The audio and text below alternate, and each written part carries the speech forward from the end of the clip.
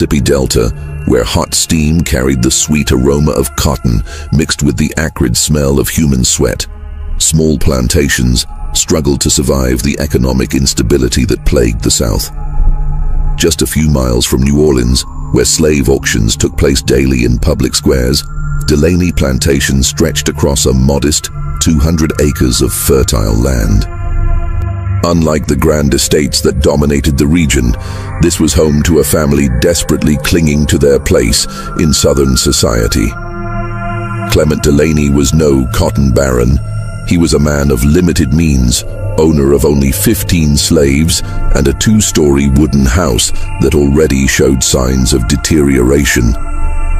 But what happened within those walls between 1860 and 1863 would reveal a face of slavery that few dared to imagine.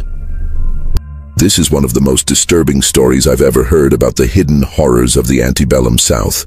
A story that shows how desperation can transform a family man into something far worse than a monster. Before we continue, tell me in the comments, where are you watching from? And if this is your first time here at Legacy of Fear, don't forget to subscribe to the channel for more stories that will keep you awake at night. Delaney Plantation had known better days. Clement Delaney, at 45, was a man of medium stature, with brown hair already graying and hands calloused by work. Unlike the great landowners who rarely dirtied their hands, Clement worked side by side with his slaves in the cotton fields, a necessity he tried to disguise as choice. His wife, Joanna, at 38, had aged prematurely. Her blonde hair, once brilliant, now hung lifeless around a face marked by constant worry. She had given birth to 4 children, but only 3 survived: Arlene, 19, Carolyn, 17, and Frida, the youngest, at just 15. The 3 Delaney daughters were considered beautiful by the standards of the time. Arlene possessed her mother's golden hair and penetrating blue eyes. Carolyn had inherited more delicate features, with brown hair and a fragile constitution. Frida, the youngest, combined her sister's beauty with a vivacity that had not yet been completely suffocated by the realities of adult life. The plantation operated with 15 slaves, 8 men and 7 women. Among them was Tobias, a strong man of about 30 who served as informal overseer, and Lila, a 25-year-old woman who worked in the big house. Most had been born on the property, creating a complex family dynamic that Clement would soon learn to exploit. Financial troubles began in 1858 when a plague devastated much of the cotton plantation. The harvest yielded less than half of what was expected, forcing him to take loans with exorbitant interest from New Orleans merchants. To make matters worse, Clement developed a gambling addiction that consumed any extra money. The nights when Clement disappeared to card tables became more frequent. He would return in the early morning hours, often with less money than he had taken, his face marked by frustration and drink. During these absences, Joanna often found him muttering alone in his office, calculating and recalculating numbers on pieces of paper that he quickly hid when she approached. In 1859, the situation became unsustainable. Creditors began appearing at the plantation, well-dressed men from New Orleans who spoke in legal terms about debt execution and property confiscation. Clement was forced to sell 3 of his most valuable slaves, a decision that humiliated him deeply before the local community. The sale of the slaves brought temporary relief, but also revealed something disturbing in Clement's behavior. During negotiations, he demonstrated a calculating coldness that shocked even experienced buyers. He examined the teeth, muscles, and scars of his slaves as if they were cattle, openly discussing their reproductive capabilities and market value. Dr. Reuben McCormick, the local physician who occasionally visited the plantation, noticed changes in Clement's behavior during this period. The man who had once been reserved but cordial became increasingly isolated and obsessive. McCormick observed that Clement began asking strange questions about fertility, pregnancy, and the laws governing the legal status of slave children. Clement's conversations with other slave owners also changed in tone.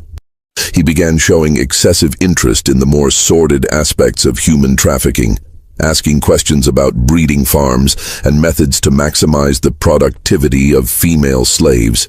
These comments caused discomfort even among men accustomed to the brutality of slavery. Sheriff Peter Mullins, who had known Clement for years, noticed that the man began avoiding eye contact during his occasional visits to the plantation. Mullins attributed this to financial embarrassment, but there was something deeper in Clement's behavioral change, a furtive quality that suggested thoughts that shouldn't be shared. During the winter of 1859, Clement spent long hours locked in his office, studying legal documents and slave codes. Joanna occasionally found him hunched over borrowed law books, making notes on pieces of paper that he quickly hid when she entered the room. He had acquired several volumes on property law and inheritance rights, material that seemed inappropriate for a simple cotton farmer. The atmosphere in the big house began to change subtly. The daughters noticed that their father observed them differently, with an evaluative gaze that made them feel uncomfortable. Arlene commented to her mother that she felt as if she were being examined, though she couldn't explain exactly what she meant by that. Lila also noticed changes in Clement's behavior. He began asking questions about her health, age, and reproductive history that seemed inappropriate even for a slave owner. She noticed that he paid special attention to the younger slave women, watching them work with an intensity that made her uneasy. Family meals became tense events, with Clement often lost in thought, responding to conversation attempts with grunts or vague comments. Joanna tried to maintain normalcy, but felt a growing anxiety she couldn't fully explain. She began to notice that Clement took notes during meals, observing his daughter's eating habits and general health with attention that seemed more clinical than paternal. In January 1860, Clement made a mysterious trip to New Orleans that lasted 3 days. When he returned, he brought with him a leather briefcase containing documents that he carefully stored in his office. He had also established contact with a man known only as Beauregard, whom Clement vaguely described as someone who could help with complex legal matters. The spring of 1860 brought a promising harvest, but also marked the beginning of more dramatic changes in Clement's behavior. He began reorganizing the slave quarters, separating men and women more rigidly, and implementing new regulations that seemed to have no clear purpose. The Delaney daughters noticed that their father began restricting their social activities, canceling visits to neighboring families and discouraging visitors. He claimed concerns about security and growing political tension, but his explanations seemed forced and inadequate. Dr. McCormick made his last social visit to the plantation in April 1860. He would later describe the atmosphere as strangely oppressive, noting that the family seemed to be under some kind of stress that went beyond known financial difficulties. During this visit, McCormick observed that Clement made disturbing comments about the efficiency of certain plantations in maximizing their human resources. The doctor was particularly uncomfortable when Clement asked about methods for determining the fertility of young women and the risks associated with frequent pregnancies. Sheriff Mullins made his last official visit to the plantation in May 1860, investigating reports of runaway slaves in the region. He noticed that the Delaney plantation slaves seemed more submissive and fearful than normal, avoiding eye contact and responding to questions with nervous monosyllables. Mullins also observed that Clement had installed new bolts and locks on several doors of the big house, a measure he justified as a precaution against possible slave revolts. However, the location of some of these locks suggested they were designed to keep people in, not out. The summer of 1860 marked the point of no return for Clement Delaney. Financial pressures, combined with his growing obsession with desperate solutions, led him to make a decision that would transform his family into victims of his own greed and depravity. In June 1860, Clement Delaney had become a man consumed by an idea that grew in his mind like cancer. During his obsessive research into slavery laws, he had discovered a legal doctrine dating back to the earliest days of American colonization, partus sequitur ventrum. This law established that a child's condition followed that of the mother. If the mother was a slave, the child would be born a slave, regardless of paternity. The perverse genius of Clement's plan lay in his understanding of a legal loophole. The children of his own daughters, being born to free mothers, would technically be free by law. But with falsified documentation, these babies could be registered as children of slaves, making them sellable property. It was a monstrous distortion of the law that would transform his own grandchildren into merchandise. During his trips to New Orleans, Clement had established contact with Beauregard, a forger who operated in the shadowy alleys of the French Quarter. This man, whose real name was never revealed, specialized in creating birth certificates, baptismal certificates, and property records that could withstand casual scrutiny from local authorities. Beauregard operated from a small office above a tavern, where he also offered forgery services for manumission papers and travel documents for runaway slaves. A dangerous but extremely lucrative business. For $50 per document, a substantial sum at the time, he could obtain birth certificates that would attribute the maternity of any child born on the plantation to his slaves, ensuring these babies could be legally sold. Clement began implementing his plan with the meticulousness of a businessman planning an expansion. He completely reorganized the slave quarters, creating what he called special rooms, small isolated cabins where reproductions would occur under his direct supervision. The first phase of the plan involved careful selection of male slaves who would be used as breeders. Clement chose Tobias and two other young, strong men, basing his decision on criteria that included physical health, docile temperament, and, disturbingly, physical characteristics he considered commercially desirable in their future offspring. Female slaves were also subjected to degrading evaluation. Clement personally examined Lila and other women, checking their reproductive health with clinical coldness that left them traumatized. He made detailed notes about their menstrual cycles, previous pregnancy history, and estimated ability to produce quality products. But the most shocking part of Clement's plan involved his own daughters. Arlene, Carolyn, and Frida would be forced to participate in the breeding scheme, generating children who would be immediately separated from them and registered as slave children. Clement rationalized this monstrous decision as a necessary sacrifice to save the plantation and maintain the family's status. To implement this phase of the plan, Clement began making subtle changes to the domestic routine. He installed special locks on his daughters' rooms, claiming security concerns. In reality, these locks were designed to prevent them from escaping when the time came to fulfill their role in the scheme. Clement also began administering to his daughters a mixture of herbs he obtained from a local healer named Marie, claiming it was to strengthen their feminine health.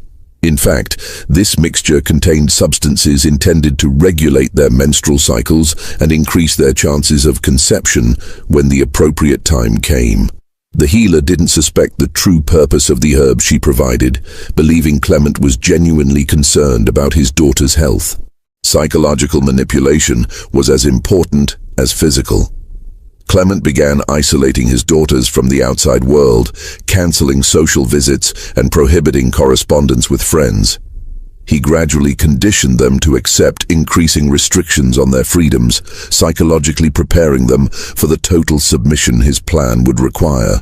Joanna began noticing disturbing changes in her husband's behavior toward their daughters. He watched them with disturbing intensity, making comments about their maturity and development that left her deeply uncomfortable. When she tried to question these observations, Clement dismissed her with irritation, claiming she was being hysterical and imagining things. In July 1860, Clement made another trip to New Orleans, this time returning with basic medical supplies and manuals on childbirth and infant care. He claimed he was preparing for the possibility of not being able to call Dr. McCormick during emergencies, but the quantity and specificity of the materials suggested preparation for multiple births. Clement also established contact with slave traders in New Orleans, inquiring about current prices for babies and small children. He discovered that healthy babies could be sold for $200 to $300 each, depending on their appearance and perceived health. Children of more European appearance commanded higher prices, a fact that influenced his selection of breeders. The logistics of the plan required precise timing.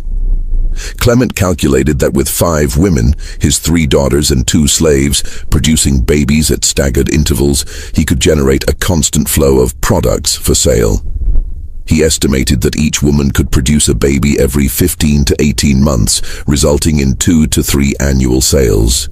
To maintain secrecy, Clement planned to conduct sales through intermediaries in distant markets. The babies would be transported to New Orleans or other cities by traders who didn't ask questions, ensuring no connection could be traced back to Delaney Plantation. He established contact with a man named Jacques Thibodeau, a trader who transported slave babies and children without asking questions about their origin. Clement also prepared explanations for curious neighbors about any unusual activity on the plantation. He planned to claim he was experimenting with modern slave breeding methods to improve productivity, an explanation that would be accepted without question in a society that viewed slaves as property. Clement's psychological preparation to implement his plan revealed the depth of his moral degradation. He began seeing his own daughters not as human beings with rights and dignity, but as resources to be exploited for his financial survival. This dehumanization was essential for him to proceed with actions any normal father would consider unthinkable. In August 1860, Clement began testing his daughter's obedience with increasingly strange and invasive demands. He demanded they report intimate details about their feminine health, claiming paternal concern. When they hesitated or questioned these demands, he responded with anger and threats of punishment. The atmosphere in the big house became increasingly oppressive.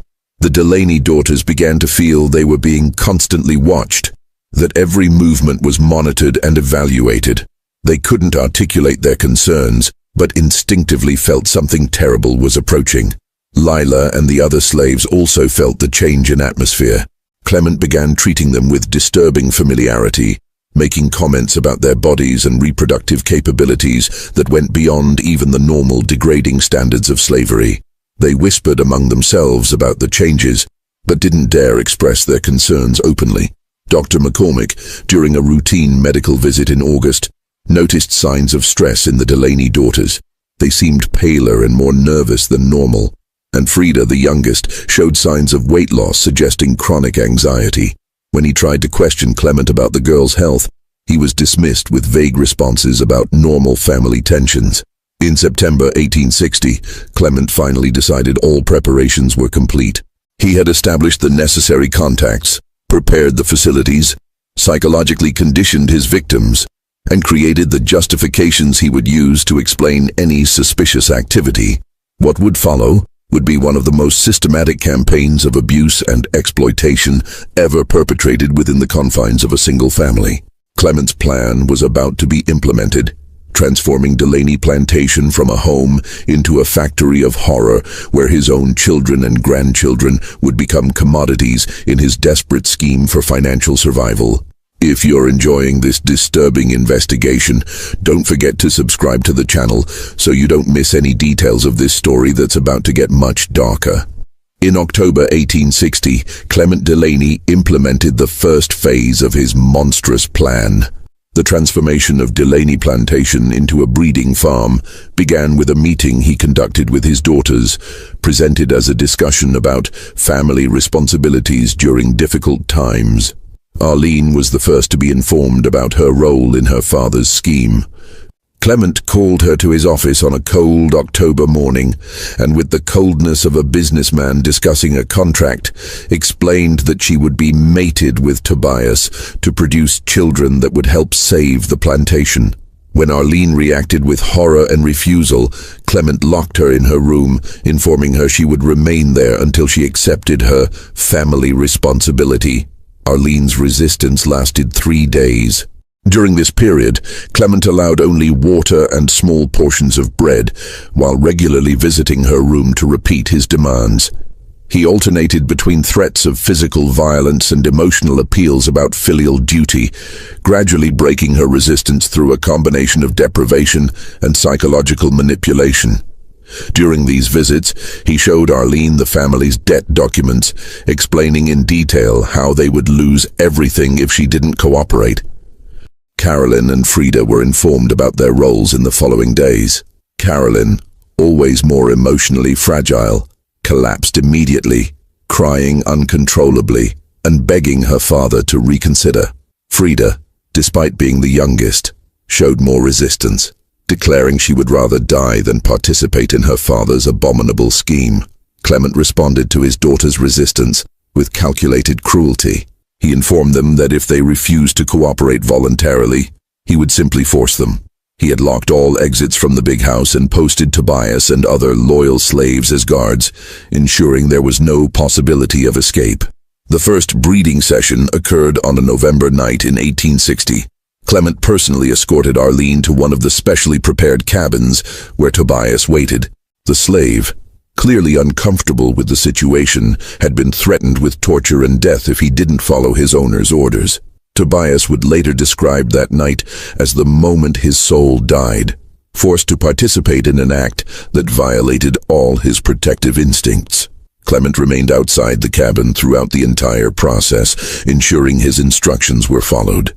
He had established a rigid schedule for these sessions based on his calculations about his daughter's reproductive cycles. The cold efficiency with which he organized these encounters revealed the complete dehumanization of his own daughters in his mind.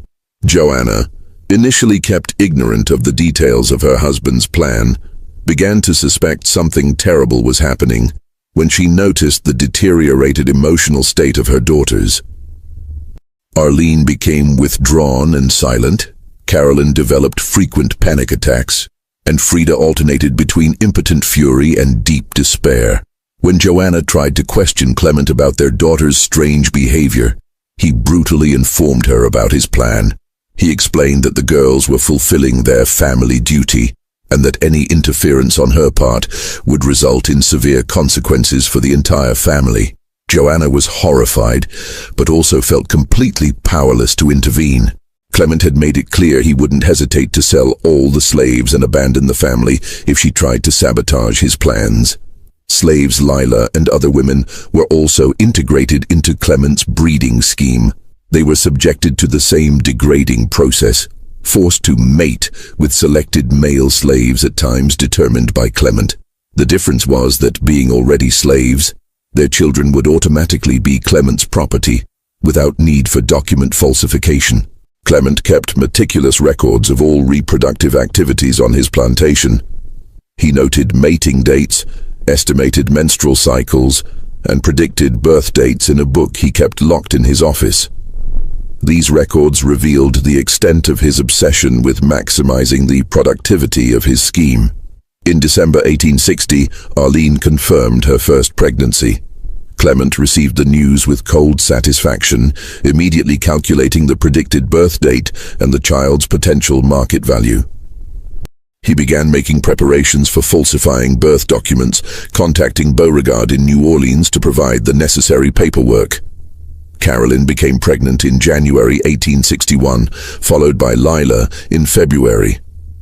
Clement was euphoric about the initial success of his plan, seeing this as confirmation that his strategy would work. He began making plans to expand the scheme, considering the possibility of acquiring more female slaves when his finances improved. Frida resisted longer, but finally became pregnant in March 1861. Her pregnancy was particularly traumatic because she was the youngest and physically least prepared for motherhood. Clement showed little concern for her well-being, focusing only on the potential value of her future child. During Frida's pregnancy, he often forced her to perform specific exercises he believed would improve the baby's quality. The atmosphere at Delaney Plantation became increasingly oppressive as the pregnancies progressed. The Delaney daughters were kept virtually prisoners in the big house, allowed out only under strict supervision. Clement claimed these restrictions were to protect their valuable cargo, but in reality, they were to prevent any escape attempts or seeking help. Dr. McCormick was called to examine the pregnant women, but Clement carefully controlled these visits. The doctor was informed that the pregnancies were the result of consensual relationships between the Delaney daughters and slaves. an explanation that, while scandalous by the standards of the time, wasn't technically illegal. To ensure McCormick's silence, Clement offered the doctor a substantial sum, $50 per visit, well above normal rates. McCormick, facing his own financial difficulties, accepted the arrangement and agreed to maintain absolute discretion about the situation. McCormick was disturbed by Clement's explanation, but the extra money was too tempting to refuse. He noted, however, that the pregnant women seemed exceptionally stressed and traumatized, showing signs of severe depression that went beyond what would be expected, even in unplanned pregnancies. Sheriff Mullins occasionally patrolled the area around the plantation, but Clement carefully avoided any suspicious activity during these visits. He had instructed everyone on the plantation to maintain normal appearances and not reveal anything about the breeding scheme to external visitors. As the pregnancies advanced, Clement began making preparations for the births. He acquired additional medical supplies and studied manuals on childbirth, determined to conduct births without external medical assistance whenever possible.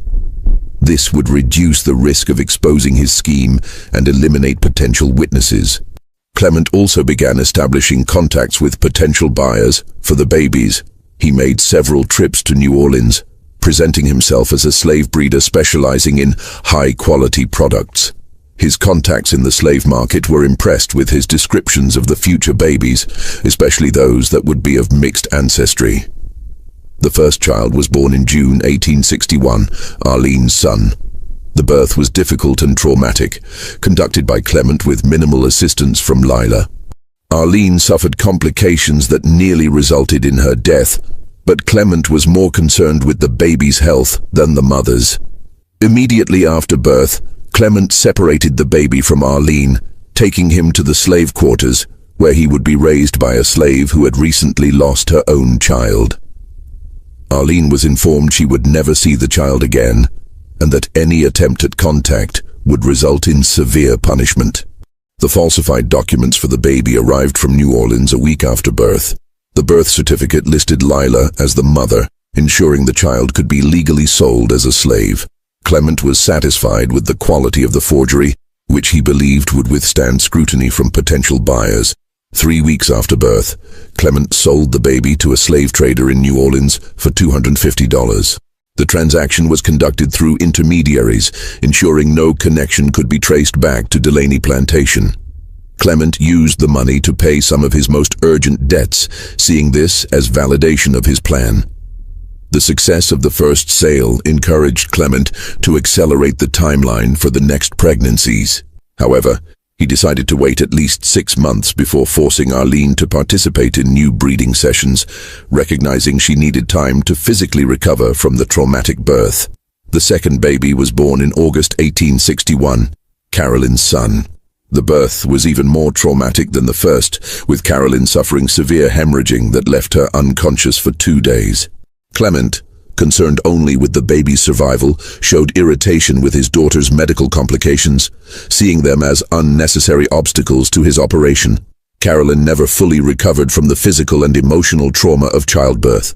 She developed a condition we would recognize today as severe postpartum depression, but which Clement simply saw as feminine weakness. When she refused to eat or care for herself, he forced her to consume a mixture of herbs he claimed would restore her strength, but which actually contained substances intended to regulate her reproductive cycle. Carolyn's baby was sold in September 1861 for $275, a slightly higher price due to his particularly European appearance. Clement was satisfied with the growing profit and began making plans to expand his operation even further, considering the possibility of acquiring additional female slaves specifically for breeding. Frida gave birth in October 1861, but her delivery was complicated by her young age and fragile constitution. The child was born premature and weak, requiring special care that Clement saw as an investment in its future market value. Frida suffered permanent physical damage during childbirth, including internal injuries that would affect her ability to have children in the future. Dr. McCormick, called to assist with the birth due to complications, expressed concern about Frida's health. but was silenced by another generous payment from Clement. The separation from her baby was particularly devastating for Frida. Unlike her older sisters, who had been gradually broken by the process, Frida maintained a spark of resistance that made losing her child even more traumatic. She begged her father to allow her to keep the child, offering to work as a slave in exchange for staying with her baby. Clement rejected Frida's pleas with coldness, informing her that maternal feelings were luxuries the family couldn't afford. He sold Frida's baby in November 1861 for $225, a lower price due to the child's fragile health, but still a substantial profit in his distorted perspective. Lila also gave birth during this period, producing a baby that Clement sold without ceremony. As a slave, Lila had no legal rights over her child, but this didn't diminish her emotional suffering. Clement forced her to continue working in the big house just days after giving birth, showing total disregard for her physical recovery. Joanna, witnessing the horror unfolding in her own home, began developing signs of mental collapse. She had repeatedly tried to intervene on behalf of her daughters, but Clement's threats of physical violence kept her in line. She began drinking secretly, using alcohol to numb the pain of seeing her daughters systematically destroyed. During nights, she was often found wandering the house like a ghost, whispering desperate prayers and asking God's forgiveness for her inability to protect her daughters. The mental health of all women on the plantation deteriorated rapidly under Clement's brutal regime. Arlene developed a catatonic condition, often remaining motionless for hours, staring into nothingness. Carolyn had constant nightmares and panic attacks that left her unable to function normally. Frida, the youngest, showed the most severe signs of psychological trauma. She began having hallucinations, often talking to her absent baby as if he was still present. Clement saw these symptoms as inconveniences that interfered with her reproductive capacity, not as signs of human suffering requiring compassion. In December 1861, after allowing his daughters to recover for several months, Clement forced Arlene to participate in new breeding sessions.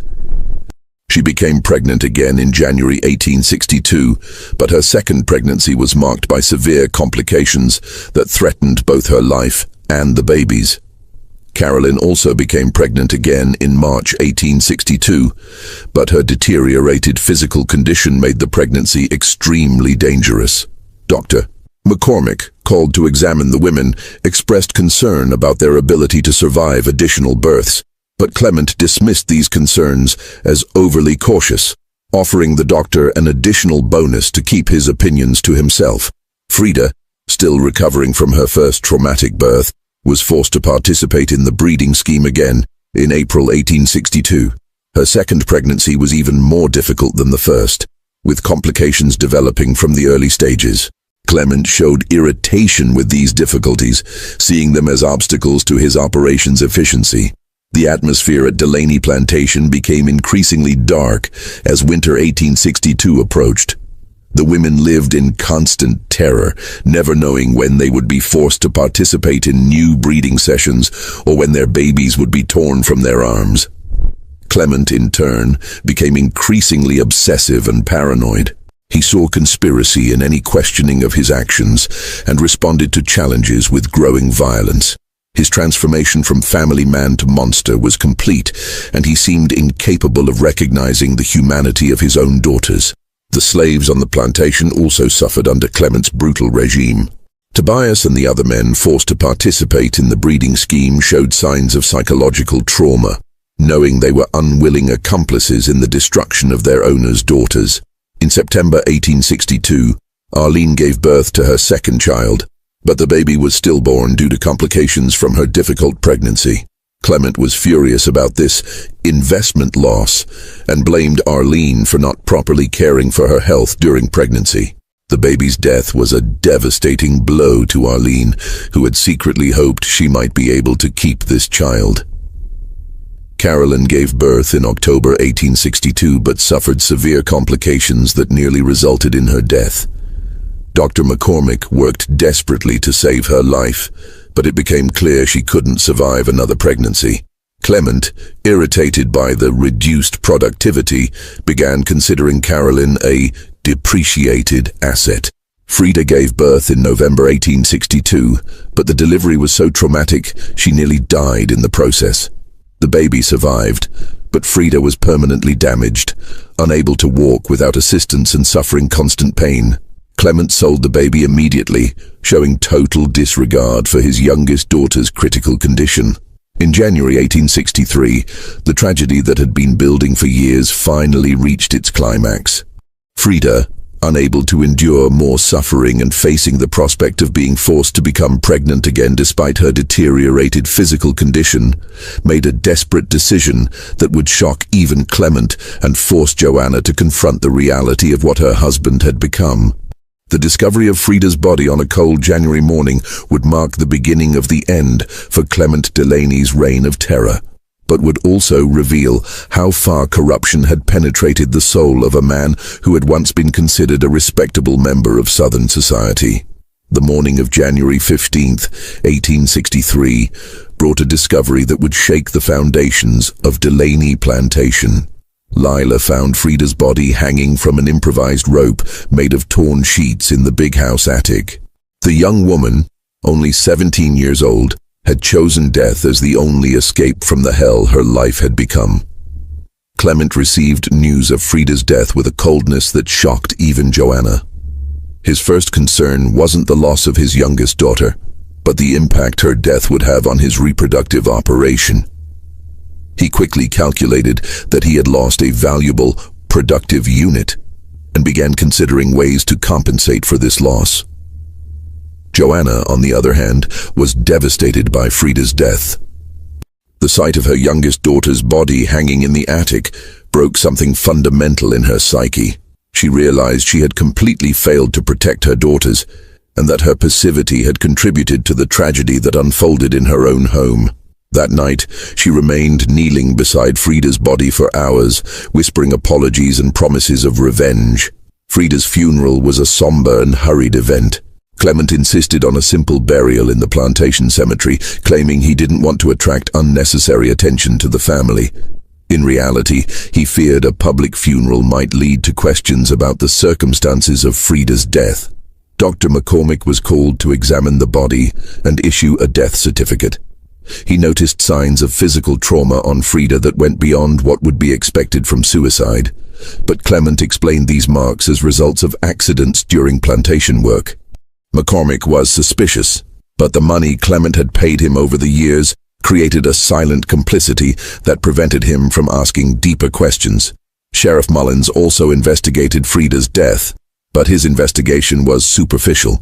Society of the time rarely questioned deeply deaths that occurred within private properties, especially when involving family matters. Mullins accepted Clement's explanation of feminine melancholy as the cause of suicide. Frida's death marked a turning point for Joanna. She began secretly observing her husband's activities, mentally documenting the horrors he perpetrated against her surviving daughters. She realized she needed to act, but also knew that confronting Clement directly would be useless and dangerous. Joanna began establishing discreet contacts with some of the plantation's most trusted slaves, particularly those who had been forced to participate in Clement's breeding scheme. She discovered they were also traumatized by their involuntary participation and yearned for a way to resist. Tobias, in particular, had been deeply affected by his forced participation in the abuse of the Delaney daughters. He had developed a protective loyalty toward the women and was willing to risk his life to help them. Joanna realized he could be a valuable ally in any plan to stop Clement. During whispered conversations in the slave quarters, Tobias revealed to Joanna that other slaves were also willing to act, united by the shared horror of what they had been forced to witness and participate in. In February 1863, Arlene was forced to participate in new breeding sessions, despite still emotionally recovering from the loss of her second baby. Clement showed total disregard for her grief, seeing only the need to keep his operation running. Arlene became pregnant again, but her third pregnancy was marked by even more severe complications. Carolyn, physically unable to endure another pregnancy due to damage suffered in previous births, was spared from breeding sessions, but Clement forced her to assume the role of supervisor for other pregnant women. This function traumatized her further, forcing her to be complicit in abuse against her own sister. Joanna, observing the systematic destruction of her daughters, began formulating a desperate plan. She realized legal authorities offered no protection against the horrors Clement perpetrated, and that she would need to take extreme measures to save her surviving daughters. In April 1863, Joanna began secretly meeting with Tobias and other loyal slaves during Clement's absences. They discussed in whispers the possibility of direct action against the plantation owner. Tobias revealed there were other slaves willing to participate, men who had been forced to commit acts that violated their conscience and who yearned for a chance at redemption. Clement began noticing subtle changes in the plantation's atmosphere in May 1863. The slaves seemed more united, whispering among themselves and interrupting conversations when he approached. His growing paranoia led him to implement stricter security measures, but this only served to increase tension and resentment. As Arlene's third pregnancy progressed, it became clear she wouldn't survive another birth. Dr. McCormick, called to examine her, expressed serious concern about her condition, but Clement dismissed these concerns, focusing only on the potential value of the baby she carried. In June 1863, Joanna made a decision that would change everything. During one of Clement's nightly absences for card games, she met with Tobias and 3 other slaves in the slave quarters. They agreed that the only way to stop the horror was to eliminate Clement permanently. The plan they formulated was simple, but effective. Clement had a habit of returning from his gambling sessions late at night, often drunk and vulnerable. They would wait for him on the trail leading back to the plantation, ambushing him when he was most defenseless. The perfect opportunity arose on a stormy night in July 1863. Clement had made one of his regular trips to a local tavern to play cards, an activity he maintained despite the growing instability of the civil war in the region. Joanna knew he would return late, probably drunk and inattentive. Joanna and Tobias waited on the trail leading back to the plantation, hidden among the trees lining the path. 2 other slaves positioned themselves further ahead on the trail, ensuring Clement couldn't escape if he tried to flee. When Clement appeared, staggering on his horse due to alcohol, they ambushed him with efficiency, suggesting careful planning. Clement's death was quick but not merciful. Tobias knocked him off his horse while Joanna held the animal's reins. They then carefully staged the scene to look like a robbery, scattering Clement's belongings and wounding the horse to suggest bandits had attacked a lone traveler. The growing lawlessness in the region during the Civil War made such an explanation perfectly plausible. Clement's body was discovered the next morning by a neighboring farmer passing through the trail. Sheriff Mullins investigated the scene and concluded Clement had been a victim of bandits, an explanation he accepted without question due to increased violent crime in the area during the conflict. Joanna perfectly played the role of grieving widow, expressing appropriate shock and sadness at her husband's death. No one suspected her involvement in the murder, and she was seen as a victim of the tragic circumstances that had befallen her family. During the funeral, she cried genuine tears, not of sadness for Clement's death, but of relief that her daughters were finally free. With Clement's death, the reign of terror at Delaney Plantation came to an end. Joanna immediately freed all slaves and began the process of selling the property, using the resources to care for her traumatized daughters and try to rebuild their lives. Arlene gave birth to her 3rd child in August 1863, but the delivery nearly killed her. With Clement dead, Joanna could finally allow Arlene to keep her baby, a moment of bitter joy after years of horror. However, the physical and psychological damage Arlene had suffered was irreversible. Carolyn never fully recovered from the traumas she suffered, developing a nervous condition that left her unable to function normally for the rest of her life. She spent entire days in silence, occasionally having episodes where she relived the horrors she had experienced. Arlene, though physically surviving, carried deep emotional scars that never completely healed. She developed a profound aversion to physical contact and never managed to form normal relationships with men. The baby she was allowed to keep became her only source of joy in a life marked by tragedy. Joanna dedicated the rest of her life to caring for her traumatized daughters, always carrying guilt for not acting sooner to protect them. She often wondered if she could have saved Frida if she had found courage to act earlier, a question that would torment her until her death. The truth about what happened at Delaney Plantation died with Clement and was buried with the secrets of those who survived. Tobias disappeared after liberation, probably moving north where he could live as a free man. Before leaving, he visited Joanna one last time, expressing gratitude that she had found courage to act when official justice failed. Lila also left after liberation, taking with her traumatic memories of her forced participation in Clement's scheme. She settled in New Orleans, where she worked as a seamstress and never spoke about her years at Delaney Plantation. Until her death decades later, she carried the physical and emotional scars of her experience. Dr. McCormick continued practicing medicine in the region, but never again accepted questionable payments for his silence. Frida's death and the subsequent discovery of the horrors at the plantation haunted him for the rest of his career, serving as a constant reminder of the consequences of his silent complicity. Sheriff Mullins remained ignorant of the truth about Clement's death until his own death years later. His superficial investigation and easy acceptance of the robbery explanation reflected the limitations and prejudices of a legal system that protected men like Clement while failing to protect their victims. The story of Delaney Plantation remains as a dark reminder of how desperation and greed can completely corrupt the human soul. Clement Delaney transformed his own family into merchandise, proving that the horrors of slavery could extend far beyond traditional racial lines. What makes this story particularly disturbing are not just the individual acts of cruelty, but the systematic dehumanization that Clement implemented. He didn't act on impulse or passion, but with the calculating coldness of a businessman optimizing a commercial operation. His own daughters became productive units in a mental spreadsheet of profits and losses. Southern society of 1860, with its legal structures that protected absolute patriarchal authority, created the perfect environment for such horrors to flourish in secret. The laws governing slavery, originally intended to maintain control over enslaved African populations, were perverted by Clement to enslave his own descendants. Dr. McCormick and Sheriff Mullins, representatives of the established social order, completely failed to recognize or intervene in the horrors unfolding right before their eyes.